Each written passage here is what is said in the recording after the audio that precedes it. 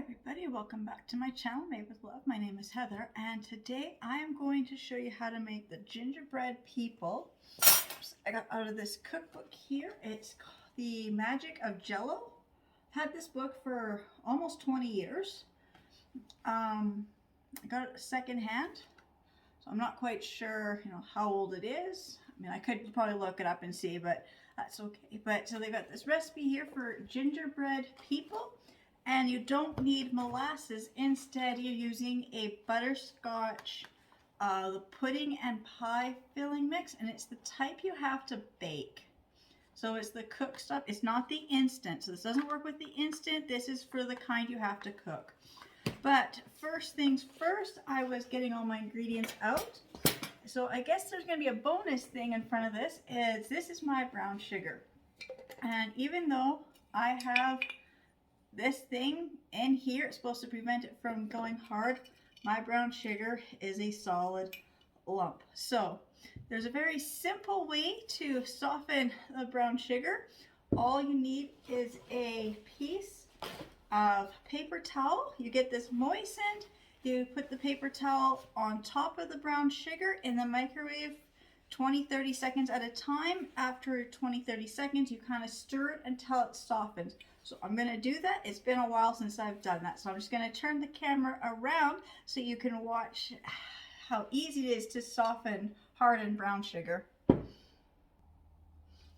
so I've got my paper towel here already moistened. It's a little damp. It's not dripping wet. So you want to wring out the excess water and just kind of stick it on top of here. Make sure it's in a container that can go in the microwave. Lucky for me, my brown sugar is in a old pickle jar, so I'm fairly sure this will go. It almost doesn't fit in my microwave. Okay. So 30 seconds at a time, and then you have to kind of stir it and chop it up after every 30 seconds. It's been a while since I've had to do this. So I think it's like every couple of years it's been since I've used this container of brown sugar. Usually when I'm making stuff, I'm making so much stuff that I actually just get a brand new thing of brown sugar and just bake with that. But today I'm trying to use up some of the extra older stuff in my pantry right now. So, remove it from the microwave. Take paper towel out if I can just about reach down in there. And oops, give it a stir, and it's starting to break up.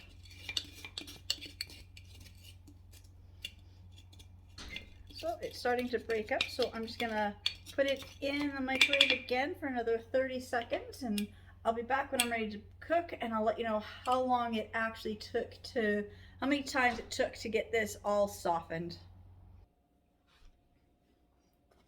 All right, so it took 4 times of 30-second intervals for this to soften. So what I'm going to do is, the container is very hot now, and so I'm just going to give this a good stir. There's still some big lumps in here, but I think if I just chop at them, that's going to be okay. But what I'm going to do is I'm going to dump this brown sugar out when I'm done doing this. And I'm going to let this container have a good chance to cool down, and the brown sugar a chance to cool down before I put the brown sugar back in here to store. So I'm just going to move my camera over so you can see what I'm doing. I've got my little cookbook on my little book stand. This book stand is a little broken. It doesn't want to hold my book properly, but that's okay. I'm gonna try to make it work. At least I can see this recipe. I haven't made this recipe for quite a few years. So it says first things, I'm gonna also be using my stand mixer just to help me mix everything faster. So let's see, oops, I opened that and a little bit of chunky stuff fell. Okay. It's okay. That's okay. It's just from the other day. It's just flour. just chunks of flour. I made bread the other day, so just going to be flour, yeast, and water. Okay, so first thing it says to do is you have to cream together your pudding and pie filling with your butter and sugar.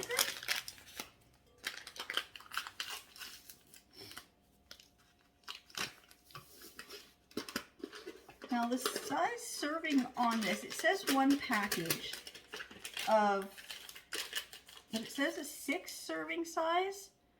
Because I buy the no-name stuff or the Walmart brand, Superstore brand stuff, sometimes you get a larger serving. So this is actually a 9 servings. I'm not quite sure if that's going to change anything in the recipe. It just means I think the package is just a little bit bigger. I'm not quite sure because it says it's a 9 serving. You get a 1/3 cup each. I don't know what the 6 serving size for Jell-O would be, if it's equivalent to this or not, but I'll try this. I think when I've done this, I have bought like the actual Jell-O pudding mix before because it's can't always find the Superstore or Walmart brand. Okay, so we'll see. It may change my recipe. I'm not quite sure. If it does, I'll just have to add, you know, some more liquid or maybe less flour. I'll get to that when I get down there. And it says we have to do that, and we need 3/4 of a cup of butter. So I've got my 3/4 cup of butter.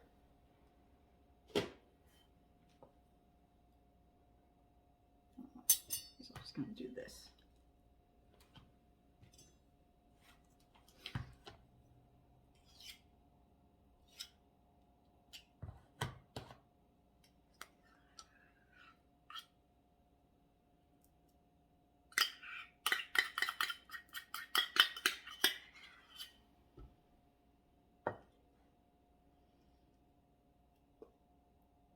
Just got to grab a spatula so I can get this butter out of this container.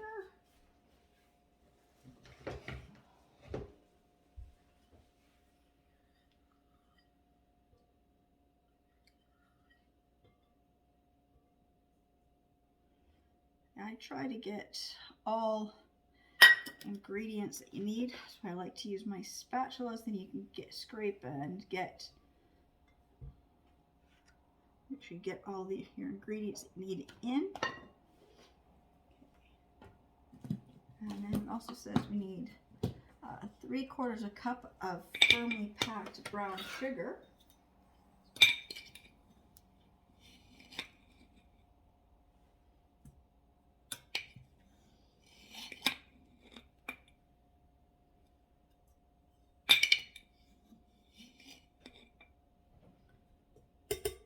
And get this all starting to mix together.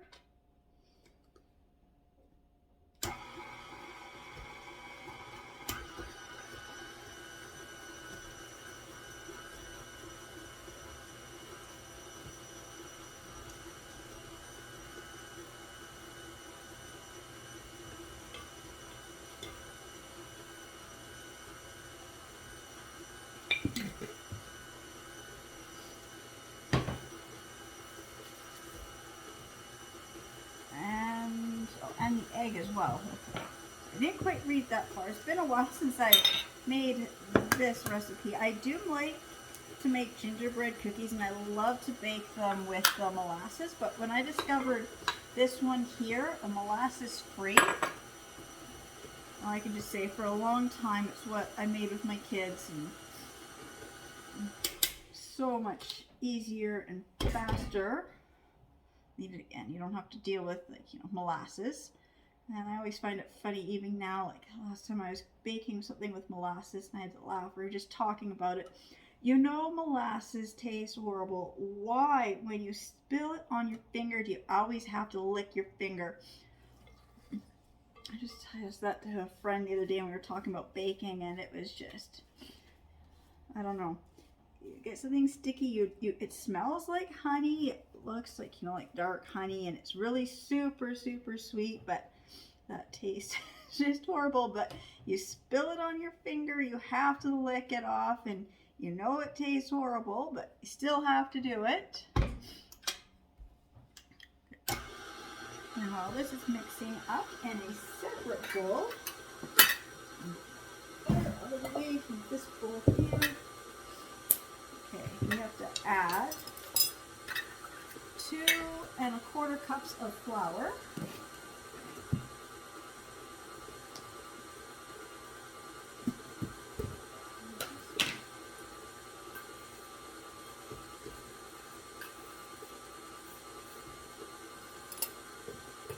I hope I have enough flour in my bucket here. I think I do.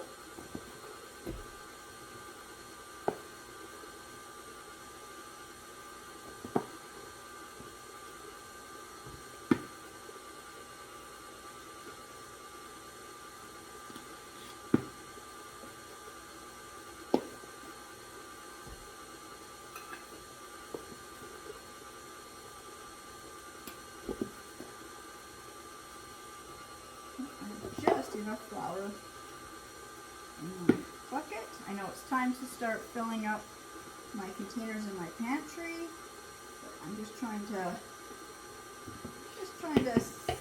use up what's in here before I add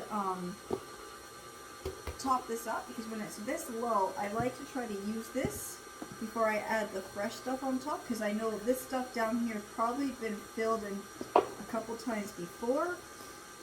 Or I will dump this out, add the new flour, and then this back on top. 2¼ cups of flour.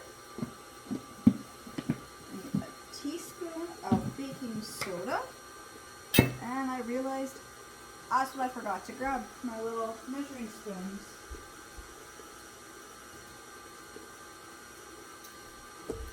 I'm going to use these ones. My daughter got me for Mother's Day, so yeah, cute little thing. So I need, let me turn this off. I think that's mixed enough.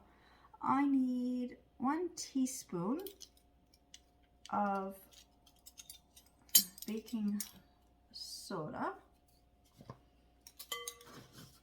I'm just double checking. It says baking soda, not baking powder, and that I'm actually got baking soda, not baking powder. I have made that mistake a few times, and it's some recipes you don't notice, some recipes you will notice.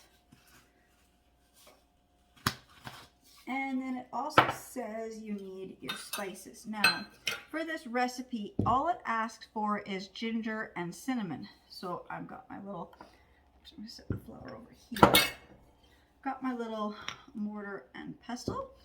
And it says, okay, there's my cinnamon, and there's the ginger. And it says a teaspoon or a tablespoon of ground ginger and 1½ teaspoons of ground cinnamon. Now, I don't know about you, but I love really, really spicy gingerbread. Oh, don't breathe it in while you're shaking the ginger. So, but what I do is I do like the ginger and I do like the cinnamon, but I also add nutmeg, allspice, and cloves. So I'm not measuring out my spices. I've got my little mortar bowl here thing, and I just couple shakes in of each of them. Just a couple shakes, and it smells really good and tastes really good when you mix all these spices together. So you don't have to add, spices, and then I like to just to give it a quick little stir. And then you're supposed to add this to the flour mixture. This does happen occasionally. Okay, that spoon's now dirty.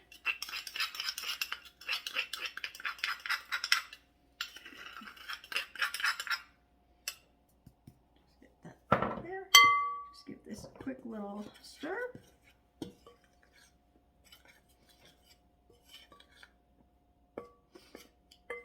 And then we just add this to this.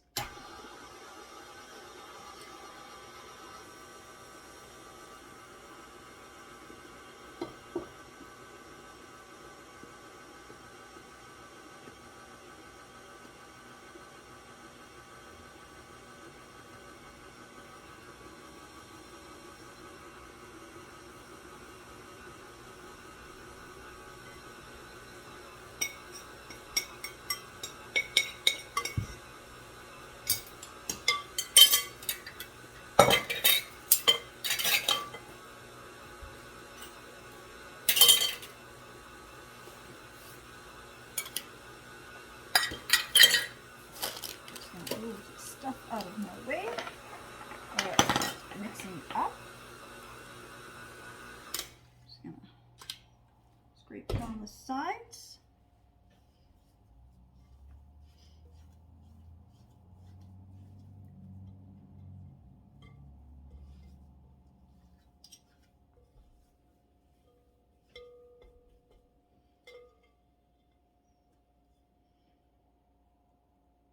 It's got the nice gingerbread color. Now, of course, because it's made with the butterscotch, not the dark molasses, it's not going to be as dark as the gingerbread could be, but it will still really taste like it.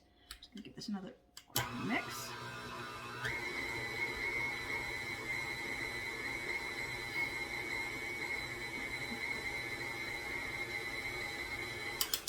Okay, I think it's well mixed. Now, just have to get this dough and just have to chill it in the fridge for about an hour. So I'm just gonna scrape this off. I'm just gonna cover this with some saran wrap and put it in the fridge. So I'll be back in about an hour when it's time to roll out and bake.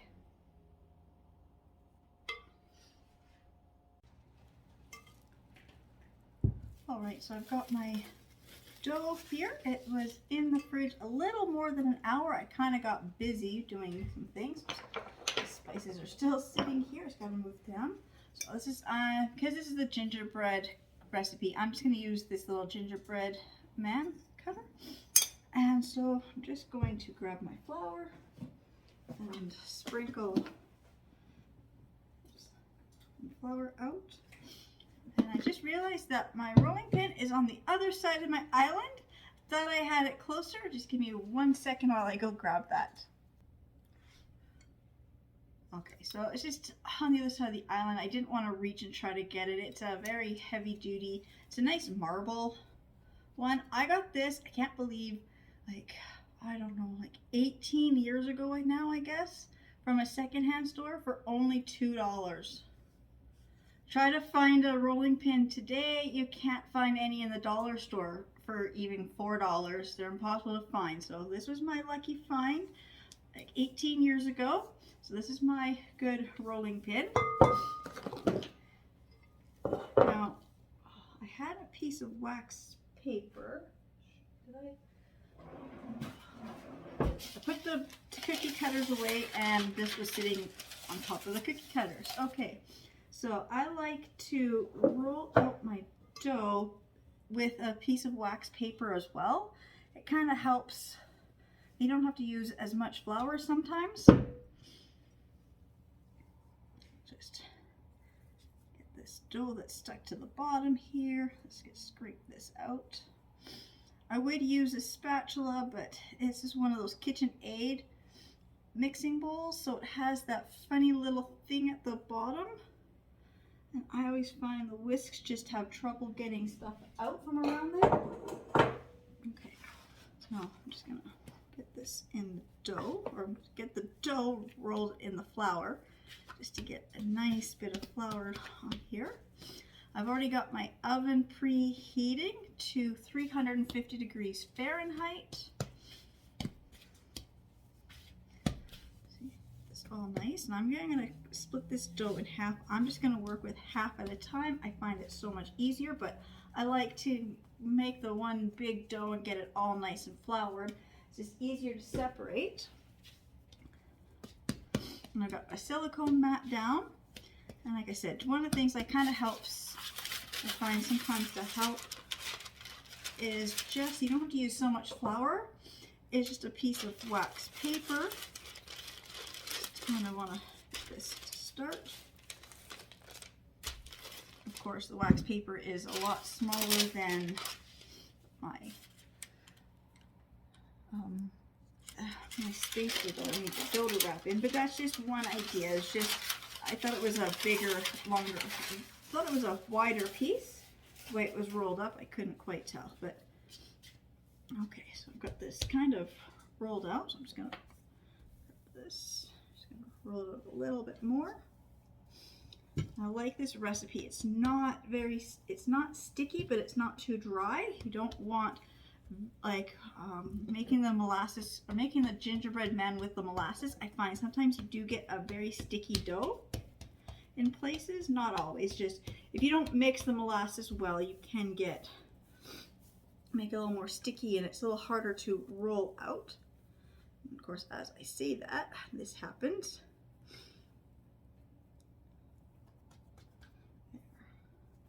Okay, just kind of use your hands, just kind of press it back into place.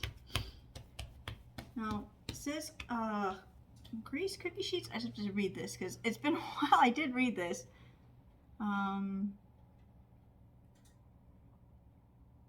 Yeah, so they have to be greased cookie sheets. Now, I'm not going to grease mine. I have got these parchment paper or baker's sheet alternative stuff. I don't know what it is. It's some type of like, maybe it's more like a silicone. I don't know. But I bought these last year at Christmas, and I thought it was funny when I pulled this one out. I've only used these one time, and that was last year when I made the gingerbread cookies. So you can see right where the gingerbread cookies were last year when I used this. These have been wiped off, but the grease kind of just stains these. Now, you're supposed to cut these sheets to fit the size of your pan. I didn't. I like mine to hang over because I've got so many different sizes of pans, and I didn't want to cut each one of these into fit a specific size pan because I don't use the same pan every time I bake. These are just the standard like cooking sheets. But I did use one of these in one of my pans that had the sides. The roasting pan almost. It was the longer one with the higher sides, and it worked really good for when I was doing the chocolate making. So then instead of using wax paper or parchment paper, I like these now. So I didn't want to cut these to size because then they don't fit in my other pan. But go ahead, cut them to size. Then they always fit your pan. But when you're someone like me who I don't want to buy a new one of these for every time I have a different pan. I've got so many pans, and if I just go behind me, I'll just move. This is some of my cookie cakes and cookie pans all here. All the Christmas ones, they're all just right behind me because thought I should just start pulling those out. Okay, so I'm just going to do this. One of these onto this one onto this one. So now my pans are prepared. And now I'm just ready to cut out. I'm just going to just start cutting these little guys out. Well, this recipe says you can make, what does it say it makes? Oh, 16 to 18 gingerbread men. Now we'll see how close I get to that, because it just depends also on the size. I have larger cookie cutters and I've got the smaller cookie cutters, but I like this size. I think it's a perfect size for a gingerbread cookie. I find they just kind of bake easier and faster if they're this is, this size. I don't know what the size is, but it's about the length of my fingers. I just find that's a good size to make these cookies with. They cook more even and in less time. I mean, I know the small ones cook really fast, but I also find the small ones can burn easier. So I like to use this size. I'm just gonna move this cookie dough out of my way and get these lifted up onto my pan here. I kind of broke his foot and his hand, so I'm just going to fix that in place. I'm just going to grab my little cookie spatula.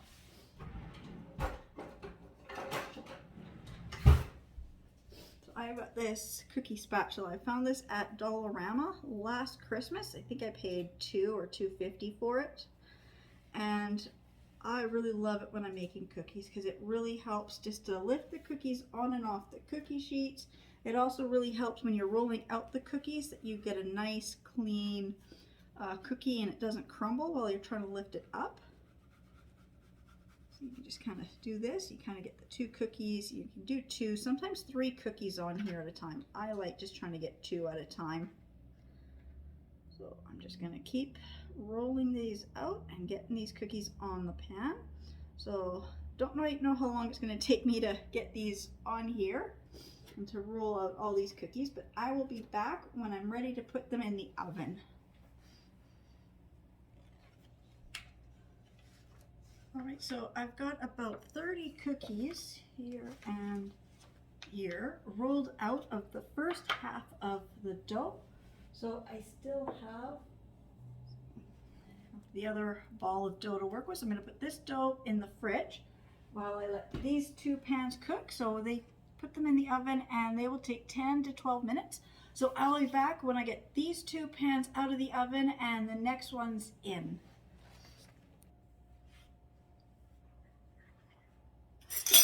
Okay, I just took the cookies out. I'm just going to figure out how to lift one off this tray. Just got to test to make sure they're good. Yes. So there's one of the cookies. I said I've got about 30 cookies here, so I'm just going to lift these up, get them on my cooling rack. And then I'm going to get the other ball of dough. These ones kind of seem to get stuck together. It's okay. Break them apart. There we go. So I'm just going to lift these out. They smell so good. I can't wait to try them, but I still have to make some icing for them. So I'm just going to lift these up, get ready for the next batch, and I'll be back when it's ready to ice all the cookies. All right, so all my cookies have been out of the oven. They have cooled, so they all look like this. I don't know, same batch. Some didn't spread, some did spread. I don't know, I think these ones that spread, I think they were just rolled a little thicker. So they kind of just spread out. I don't know, it happens. Even the same ones like this one here, it kind of curled up on me. It was right near the edge of the pan.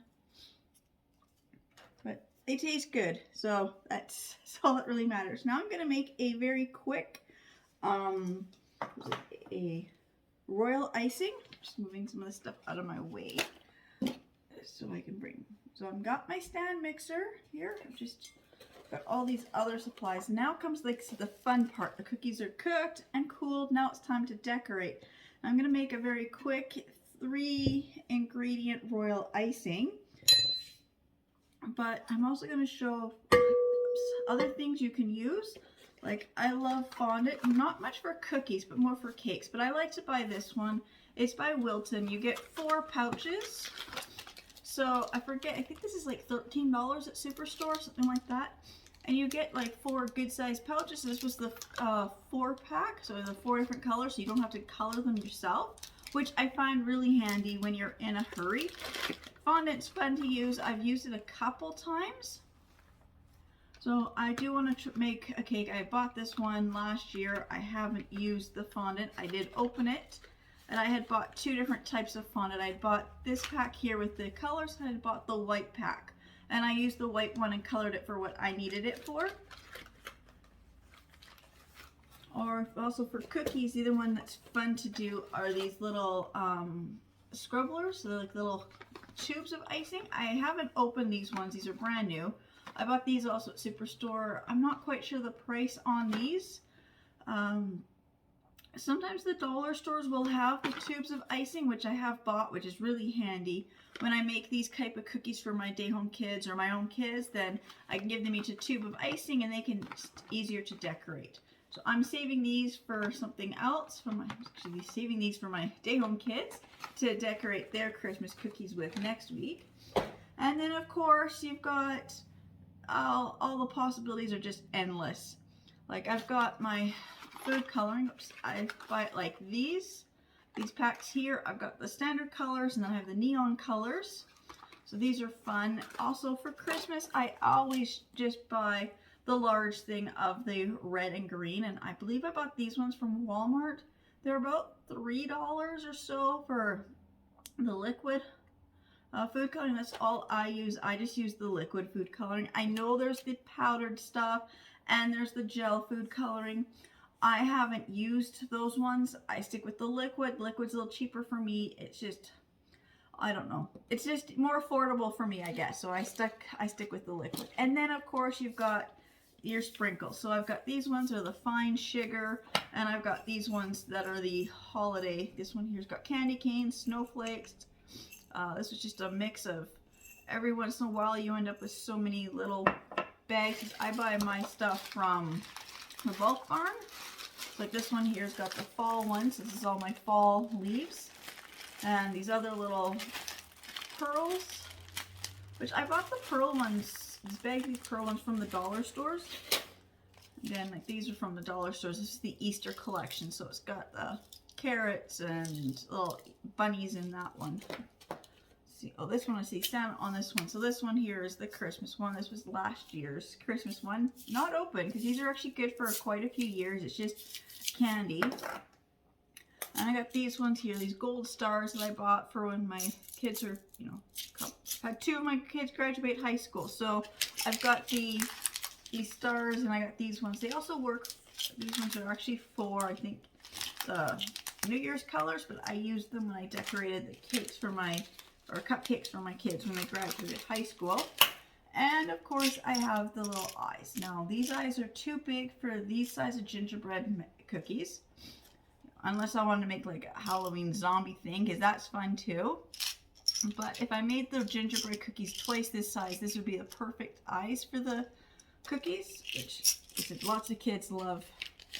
So I said, I've got this container here is all sprinkles. And I've got the same one. It's another container all full of sprinkles. Now these are these really cool magazine racks or magazine holders, and I like the color and the pattern on here for in my kitchen. And I bought these for water bottles because I seen everybody store water bottles. My water bottles for my kids and stuff did not fit in these. So I bought them and I like them for the kitchen. So I've turned them into holding my sprinkles. So now I'm just going to move this stuff out of the way again, because I think I went through all the different things you can use to decorate the cookies with. So now I'm just going to make my stand mixers a little closer to me.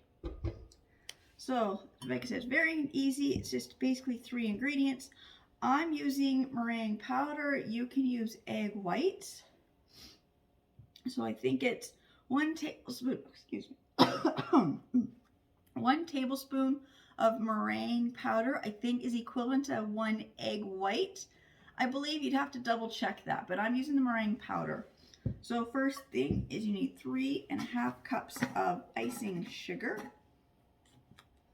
Just gonna grab a spoon here. I'm just gonna roughly pour 3½ cups into here.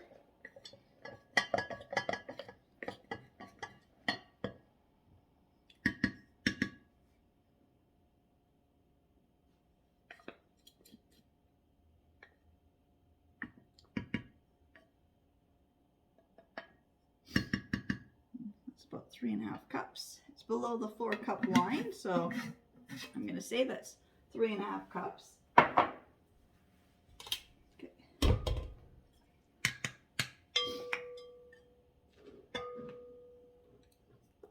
The thing is, most basic recipes like icing and stuff is pretty forgiving.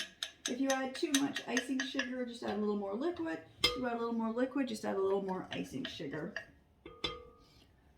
So I said to this 3½ cups of icing sugar, which I buy my icing sugar. This is what I buy. I buy it from Dollarama. It's $2, and I get a 900-gram bag. I think it's a pretty good price. My meringue powder, I don't know what it costs. I buy it at the bulk barn. Every cup, probably once a year for sure. Sometimes twice a year. I'll just go in. I'll just buy like a scoop or a ½ scoop of meringue powder, depending on what the price is. I'm not quite sure how much it costs. I don't buy it too often because I don't use this often. But I do like the fact that I can use this instead of egg whites because the price of eggs is just so expensive at the moment.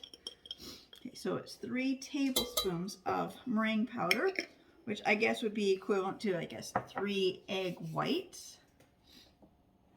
And you also need 6 tablespoons of warm water. I didn't measure this out. I just thought it'd be easier just to pour some warm water in a bowl and just measure it out, because I might need more, I might need less. But because of the way I measured the icing sugar, I'll probably need more.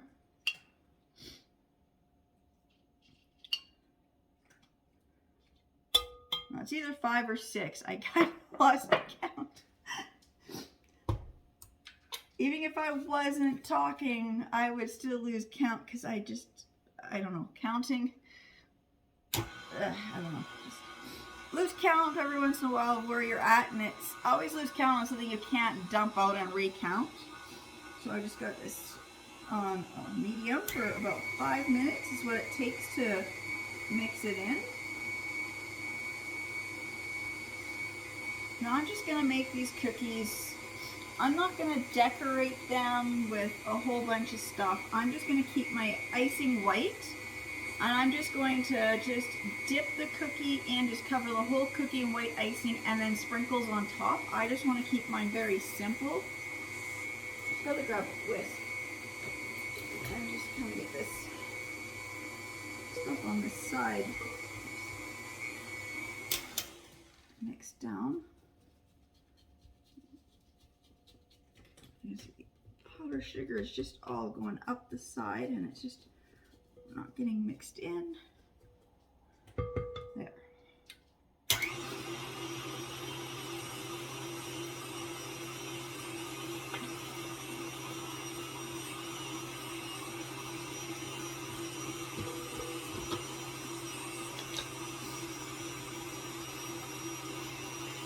This is going to take about 5 minutes, so I'll be back in 5 minutes when the icing is stiff. Alright, it's been about 5 minutes. I'm going to lift this up. I'm going to unplug this because I seem to, when I move my stand mixer, I seem to always bump the on thing. So I'm going to remove this. See, I've got nice stiff peaks.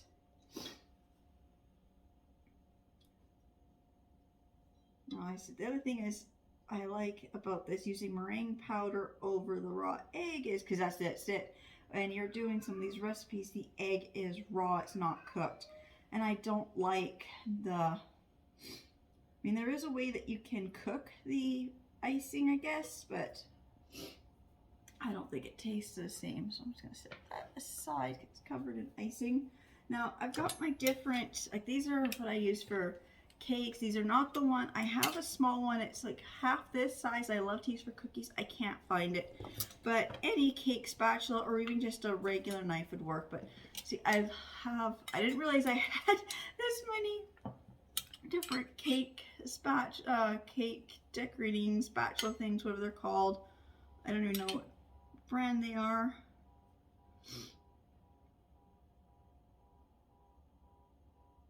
Well, this one's a Wilton one. Now, I do like this. This is good for cakes. I do like the one that's more like this versus these flat ones. I just find it more comfortable. But I'm going to be using this one now. This one has a serrated edge, which is really nice trying to make a decorative pattern, but I'm going to use this flatter side. So like I said, all I'm going to do is just going to put some icing on here. And I'm just going to just sprinkle it with the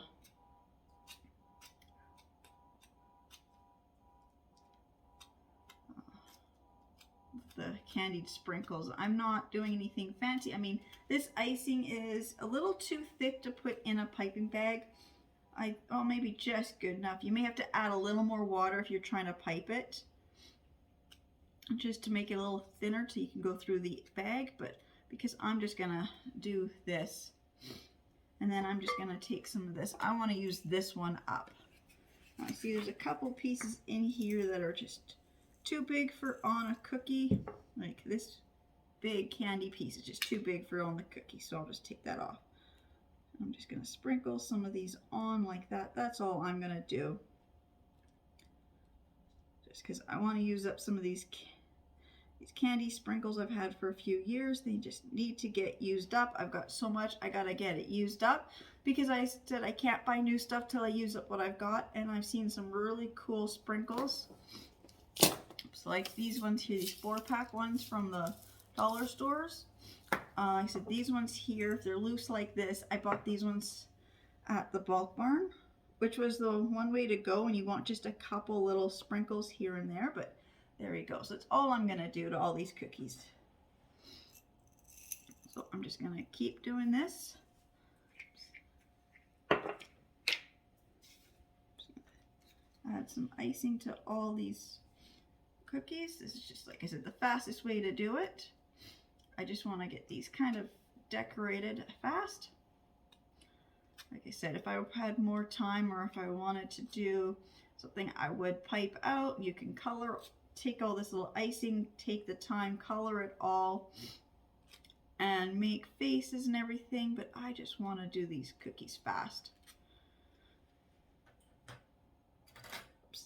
And the good thing about doing it this way is there's no right or wrong way when you're just scooping icing out all over the cookie like this. I will say this icing spreading, it feels more like the consistency of like a cream cheese icing. So it is a thicker icing. But that's all I'm gonna do. So I'm just gonna go and get icing on all of these cookies. I don't even know how many I've made. I know the first batch I made 30. I'm not quite sure how many I got for the second batch, but I've got 5 trays of my 5 cooling racks here, all stacked with cookies, and it looks like between 8 and 12 cookies per rack. So when I get all the cookies iced and decorated, I'll be back to show you what they look like and how many I actually made. Okay, just want to show this. So I was decorating this cookie and I was using the serrated side, and I got this effect. That looks like a perfect mummy. So I'll probably do this next Halloween. It was just, so I'm gonna go over them with the other smooth side and just make it look like a nice Christmas cookie. But I kind of just went with the wrong side of this, and it looked really cool. I said, well, I'll have to remember that for next Halloween. We'll have to make some mummy cookies using the serrated side to get those perfect grooves. It was perfect. So, like I said, I don't even have one tray decorated, but it's going to take a little while to get all these cookies iced, and once I'm ready to put the sprinkles on, that's not going to take long. But it's getting all this icing on all these cookies is going to take a little longer, but I thought that was so funny the way that one came out. So I'm going to have to write that down and remember to do that next Halloween. We'll make some mummy cookies. So I'll be back when I've got all the cookies decorated. Okay, I've got all the cookies iced. I've got my cooling racks here. I have 6 cooling racks, so I put 10 cookies on each rack, so I got 60 cookies. So these were the first ones I done with these mix of these sprinkles. I ran out of that one, and then I went to these longer sprinkles till I ran out of those ones, and then I went to these little round ones, and then I still had a couple, like 4 or 5, I guess 5, that needed something, and I didn't have, like, out of the sprinkles I was using. I mean, I could have done these light pastel colors, but they weren't really Christmassy. The Christmas sprinkles are now all gone. So up in my cupboard, I had a little Ziploc bag of these Easter ones. I know it's not quite Christmas colors, but the little Easter pearl candies on here look like the little ball ornaments you hang on your Christmas tree. So I thought that would be kind of cute, just to, you know, change it up a little bit. So there are my gingerbread little cookies. So I just wanted to say thank you so much to everybody who's watching my videos and subscribing to my channels, and I'll see you in my next video. Bye.